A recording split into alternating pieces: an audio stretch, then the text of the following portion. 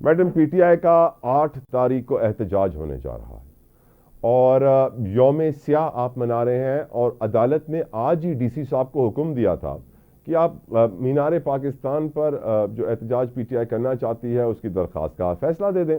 وہ فیصلہ بھی نہیں آتا، ڈی سی صاحب بھی عدالت کی نہیں سن رہے ہیں۔ عدالتوں کا حال کچھ ایسا ہو گیا ہے، اور یہ بھی ہم دیکھ رہے ہیں کہ حکومت نے یوم سوگ کا اعلان کیا ہے 8 فروری کو، اور وہ اس لیے کر رہے ہیں کہ پرنس کریم آغا خان کی تدفین کی جائے گی اس دن۔ اور ہم یہ بھی دیکھ رہے ہیں کہ مولانا فضل الرحمان کو، جن سے آپ کی پارٹی کی لیڈرشپ نے کل ملاقات کی تھی، وزیر اعظم نے آج ان کی رہائش گاہ پر ملاقات کر لی ہے۔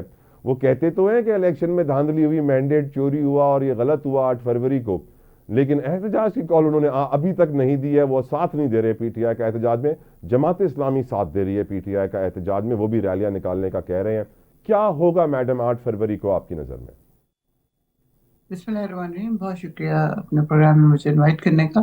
دیکھیں، میں سمجھتی ہوں کہ 8 فروری واقعی وہ سیاہ دن ہے جس دن ایک ملک کی سب سے بڑی پارٹی کا مینڈیٹ چھینا گیا، اور وہ نہ صرف یہ کہ اس کو چھینا گیا بلکہ اس سے پہلے جو حالات تھے وہ ہر ایک کو بتایا کہ 3 دن پہلے ان کو 33 سال کی سزا ہو چکی تھی، ہمارے نشان لے لیا گیا، ہمارے پارٹی کا نام لے لیا گیا، لوگوں کو آلو بیگن چھری جوتی اور پنکھا اور پتہ نہیں کیا کیا دے دیا۔ اس کے باوجود لوگوں نے پتا کر کر کے ان لوگوں نے تو ظاہر ہے ان کو جان بوجھ کے جاہل رکھا تھا کہ ان پڑھ رکھا تھا کہ وہ پڑھ نہ سکے، کیونکہ ان کا خیال یہ تھا کہ جب وہاں پہ بیٹ نہیں ہوگا یا پی ٹی آئی کا نشان نہیں ہوگا تو لوگ ووٹ نہیں دیں گے، اور اس طرح نون لیگ کو یا پیپلز پارٹی کو ووٹ پڑ جائے گا اور وہ جیت جائے گی، ظاہر ہے۔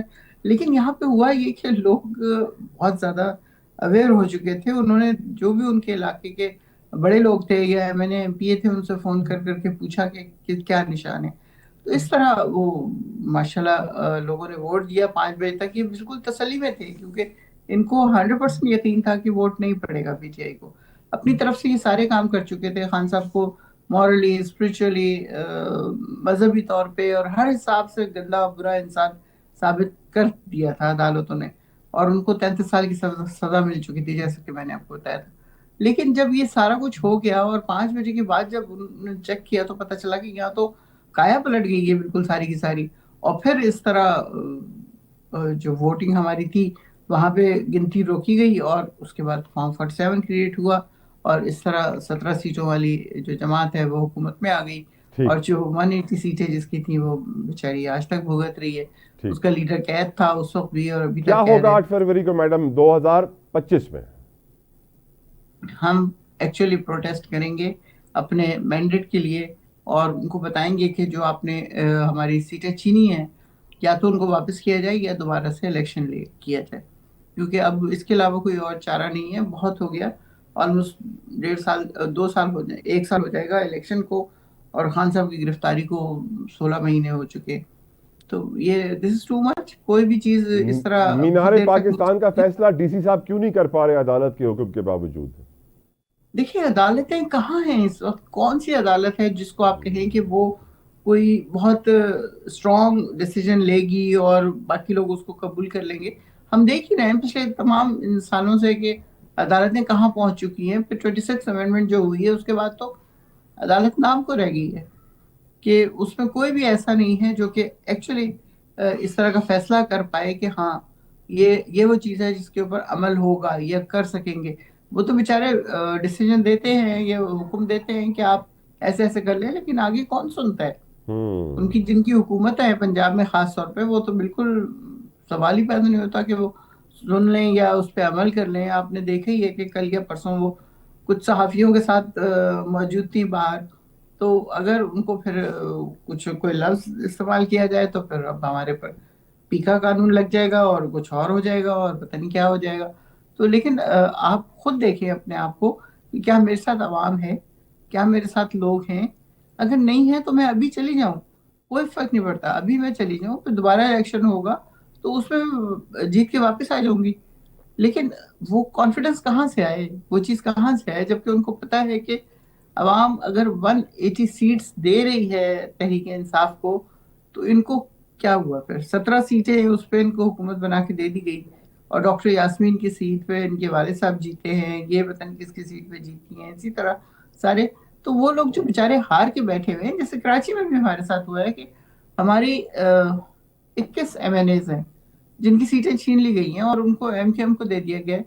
تو یہ انفیئر ایٹیچیوڈ کب تک چلے گا، کب تک لوگ برداشت کریں گے؟ وہ حسینہ واجد کا انجام دیکھا ہے نا ہم نے، آج ہی اس کا گھر بھی جلا دیا انہوں نے. ایسا تو ہی ہے، وہ کہہ رہی تھی ایسا ہی میں ہے. نے بڑی خدمت کی. تو لیکن میں آپ کو بتاؤں میڈم، نظام عدل کی تباہی کی وجوہات تو بہت ساری ہیں، لیکن ایک اور بڑی وجہ میڈم، ہم، 2007 کے بعد وکیلوں کا کردار میڈم. فار ایگزامپل ہم، نصرت صاحبہ، I give you an update right now what's happening in Hyderabad. Hyderabad میں وکیلوں کی ایک گاڑی کو پولیس والوں نے روکا ہے. ان کے شیشے کالے تھے. پولیس والوں نے ان ہم، کے اوپر قانونی کارروائی کی جو ان کا لیگل حق ہے، اور کیس بنا دیا. کیونکہ وکیلوں کا آپ کو معلوم ہے کہ وہ اترتے ہی پولیس والوں سے بات کیسے کرتے ہیں کہ تم جانتے نہیں ہو ہم، مجھے. اور ہم، پھر جب ان کے اوپر FIR ہو گئی تو اس وقت وکیلوں نے جو ہے ہائی وے کے اوپر احتجاج کیا ہوا ہے حیدرآباد پہ، اور وہ بلاک کر دیا ہے روڈ. اور پولیٹیکل لیڈرشپ سندھ کی وہاں پہ ان سے مذاکرات کرنے پہنچی ہوئی ہے. لیکن میں سوچنے پر مجبور ہوں نصرت صاحبہ کہ جن وکیلوں کو چاہیے کہ وہ پروموٹ کریں آئین اور قانون کی بالادستی، اور وہ پروموٹ کریں کہ آپ جو ہے لا ابائڈنگ سٹیزنز ہونے چاہیے اور آپ کو لا فالو کرنا چاہیے، وہی قانون کو سب سے پہلے توڑتے ہیں اور ان کو کوئی پکڑے تو بولتے ہیں تم نے مجھ پہ پکڑا کیسے، تمہاری ہمت کیسے ہوئی. وہ اب ڈیمانڈ کر رہے ہیں کہ DIG VIG SSP کو وہاں سے ہٹایا جائے، وچ از سو انریزنیبل. جس کی وجہ سے مجھے لگتا ہے کہ ہمیں اپنے نظام عدل سے اب کوئی امید مجھے تو نظر نہیں آ رہی. میڈم آپ اگری کریں گے اس بالکل. بات سے؟ مطلب یہ ایک ریزن ہے اس کا. آپ دیکھ لیں جو 2007 کی جو آپ بات کر رہے ہیں، اس وقت بھی اصل میں تو جو وکلا کی تحریک چلی تھی وہ تو جرنیل صاحب کوئی اور تھے ان کے پیچھے، مشرف کو ہٹانے کے لیے سارا کچھ ہو رہا تھا. یہ تو کسی اور جرنیل کی پشت پناہی اگر ہو جائے تو لوگ پھر اسی طرح آگے نکلیں گے. لیکن اور اب نصرت واحد صاحبہ، کل رات ہم نے دیکھا JUIFA کے سربراہ مولانا فضل الرحمان، شاہد خاقان عباسی، PTI کی لیڈرشپ اور سنی اتحاد کونسل کی لیڈرشپ سب ساتھ بیٹھے تھے. مشاورت کی اعلامیہ جاری ہوا کہ مینڈیٹ چوری ہوا ہے، جو حکومت چوری کے مینڈیٹ سے بنائی گئی ہے. فارم 47 کی ہے، دھاندلی ہے. 8 فروری کو جو ہوا پچھلے سال وہ نہیں ہونا چاہیے تھا. اور دیکھا یہ گیا، اور یہ ایک پرزمپشن ایک لی گئی اس امیج سے، اس آپٹک سے، کہ مولانا صاحب بھی شاید احتجاج کر لیں. اور آج ہم دیکھتے ہیں کہ وزیر اعظم صاحب ان کے گھر پہنچ جاتے ہیں، اور وزیر اعظم صاحب کے سٹاف کے ذریعے جو اعلامیہ جاری ہوتا ہے وہ کہتے ہیں کہ میں مولانا صاحب کی تیمار داری کے لیے گیا تھا، as if he is not feeling well. جبکہ فوٹیج کے اندر ہم نے کل بھی دیکھا کہ مولانا صاحب کی طبیعت بالکل ٹھیک ہے، بالکل فٹ فاٹ ہے، الحمدللہ آج بھی بالکل فٹ فاٹ ہے. لیکن وزیر اعظم کہتے ہیں کہ میں ان کی تیمار داری کے لیے گیا تھا، اور کچھ باہمی امور بھی زیر بحث آئے. مولانا صاحب کا کردار نصرت صاحبہ ان یور اوپینین کیا ہے؟ دیکھیں وہ ہم 26ویں آئینی ترمیم میں دیکھ چکے ہیں نا. جی ہاں. ایک پارٹی جا رہی ہے، دوسری پارٹی جا رہی ہے، تو کوئی انتظار کر رہا ہے، کوئی میٹنگ ہو رہی ہے، پھر نکل رہے ہیں، پھر آ رہے ہیں، جا رہے ہیں. پتہ نہیں کتنے ہفتے یہ چیز چلتی رہی چلتی رہی چلتی رہی. سب ہوپ فل تھے کہ یہ ہماری طرف سے کھیل رہے ہیں، ہماری طرف سے ہو رہا ہے. اور آخر میں آپ دیکھیں کس طرح 26ویں آئینی ترمیم پاس ہوئی. انہوں نے کہا کہ جی میرا اپنا مسودہ ہے، PTI نے اپنا مسودہ دے دیا، اور پتہ نہیں کیا کیا کچھ ہو گیا. اور اس وقت وہ پاس ہو گیا، اور ود ان 2 ویکس میرے خیال میں وہ انہوں نے جو چیزیں رہ گئی تھیں فوراً وہ آتا ہے وہاں پہ اسمبلی میں، اور بغیر کسی کو پتہ ہوئے سب اس کے اوپر سائن کرتے ہیں، اور فارغ جو انہوں نے کرنا تھا وہ کر لیا. تو مولانا صاحب ایک بہت گھاگ یا سمجھدار یا جو بھی ان کو کہا جائے کہ وہ سیاستدان ہیں، انہیں پتہ ہے کہ ہاؤ ٹو پلے. تو وہ he is playing and he is playing good, کہ تمام کے تمام سیاسی پارٹیز جو ہیں وہ ان سے امید لگائے بیٹھی ہیں، اور وہ اپنا کام کریں گے جو انہوں نے کرنا ہے. یہ مطلب ٹھیک ہے، ہماری پارٹی نے بہت ہوپ رکھی ہوئی ہے ان کے اوپر، اور باقی نے بھی، لیکن وہ اپنے ہی ہیں بس، صرف اور کسی کے نہیں ہیں میرے نہیں خیال. میڈم اگلا سوال نظام عدل کا. آج ہمارے وزیر اعظم پاکستان میاں محمد شہباز شریف صاحب اور ان کے صاحبزادے میاں حمزہ شہباز شریف صاحب کو بری کر دیا گیا رمضان شوگر مل کیس سے. میڈم یہ کیس 2015 میں شروع ہوا تھا. اس لیے ہوا تھا کہ ایک نالا بنایا گیا تھا، گٹر کی لائن بنائی گئی تھی 21 کروڑ 30 لاکھ روپے سے، قومی خزانے کے پیسے سے، جو کہ کہا گیا کہ غیر معیاری تھی. اور پھر جو ہے یہ صرف رمضان شوگر مل کے لیے بنائی گئی تھی، پرسنل انہوں نے اپنے لیے گٹر بنوایا تھا. اب ویسے تو یہ اماؤنٹ سن کے 21 کروڑ 20 لاکھ کا میں سوچتا ہوں کہ ملک میں ہمارے کتنے اربوں روپے کہاں کہاں چلے جاتے ہیں، پینیز. لیکن میڈم 2015 سے شروع ہوا تھا، 2025 میں ختم ہوا، تقریباً 10 سال لگ گئے.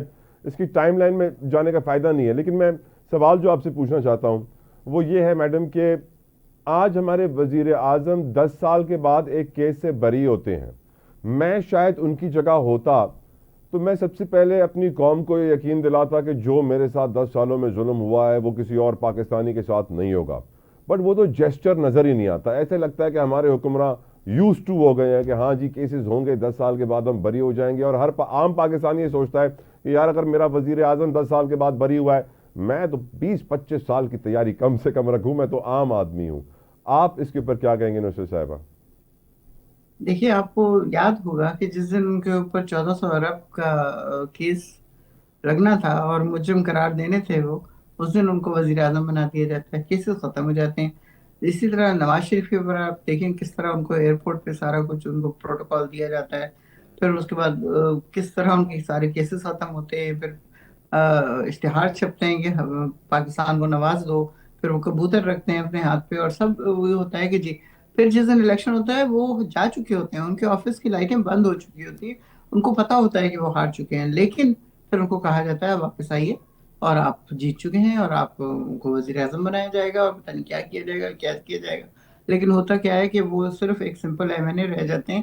ان کی بیٹی وزیر اعلیٰ بن جاتی ہے، بھائی وزیر اعظم بن جاتا ہے، دیٹس آل، بات ختم ہو جاتی ہے. تو اس ملک میں تو پہلے ہی عدالتیں ماشاءاللہ بہت ہی اچھی تھیں، اور اس کے بعد اب 26ویں آئینی ترمیم کے بعد تو خیر کچھ رہ ہی نہیں گیا. لیکن اس کے باوجود میں حیران ہوتی ہوں، ہمارے اپنے جو چیئرمین ہیں عمران خان صاحب، پرائم منسٹر عمران خان، وہ کیسے ابھی تک عدالتوں کے اوپر یقین کرتے ہیں. وہ یہی میں کہتے ہیں بھی کہ میں حیران ہوتا ہوں یہی، میڈم، میں بہت حیران ہوتا ہوں آپ کی طرح. ہے نا. انبلیویبل. تو وہ ایک تو طرف کہتے یہ ہیں کہ عدالتیں تباہ کیوں ہو گئی ہیں، نہیں پھر ہوتا؟ کہتے ہیں میں انہی عدالتوں کے ذریعے بری ہوں گا. جی ہاؤ از اٹ بالکل، ان کو پاسبل؟ یہی ہے کہ عدالتیں ہی مجھے کریں گی. تو عدالتیں کیسے کریں گی اور کیوں کریں گی جب جو سینئر جج ہے، بلکہ دو ہیں، ان کو چھوڑ کے آپ کسی اور کو لے کے آ جاتے ہیں، اور اپیرنٹلی وہ he was friends of them, اور وہ سمجھتے ہیں کہ یہ ہمارے لیے کھڑا ہوگا. لیکن وہ تو فائز عیسیٰ کی دوسری کاپی نکلتے ہیں. تو میڈم بس جو بات منصور علی شاہ صاحب کے ساتھ ہوا وہی آپ محسن کیانی صاحب کے ساتھ بھی ہوتے ہوئے دیکھ رہی ہیں.